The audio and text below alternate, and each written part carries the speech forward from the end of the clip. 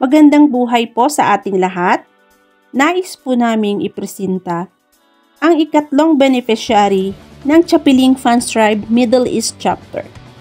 Ito po ay sa Surigao na may 15 kabataang nangangailangan ng bota at payong.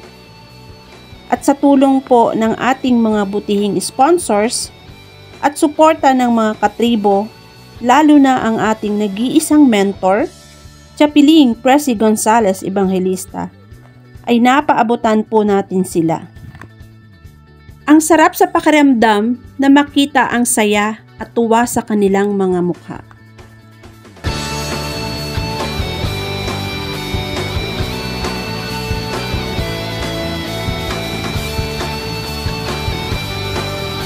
At meron pong natira na kaunting halaga at ito po ay naipaabot natin kay tatay na ngayon po ay nag-iisa na sa buhay.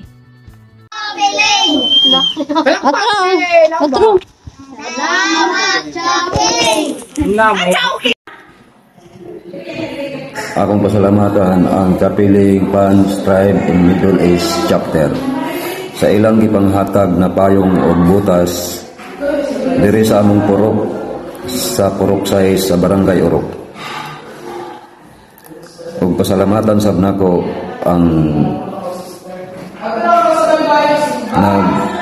dumaya diri sa grupo sa si Mrs. Dona Luayon ug ang iya sa pag-imbitar sa ako para sa pagpanghatag.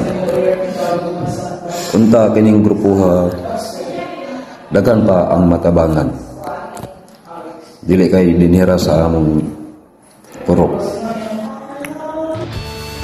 Sa aming mentor, Presi Gonzales Evangelista, Founder Phildan Vlog, Adige Janet, Advisor Yoli C. Tolop, Admins Mirna Ramos Golifardo, Mercy Bantiag, Susie B. Villagonza, Sagani Valeriano, Moderators Annabel Abihay, Gregoria Piagani, Delsa Recibido Bahan at Angeline Sumayaw.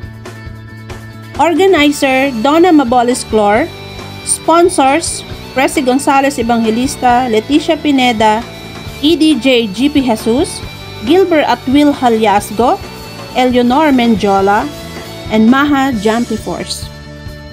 And to all 713 members of Chapiling Funds Tribe Middle East Chapter, happy 4th Mansari to all of us. Thank you so much. Mm-hmm.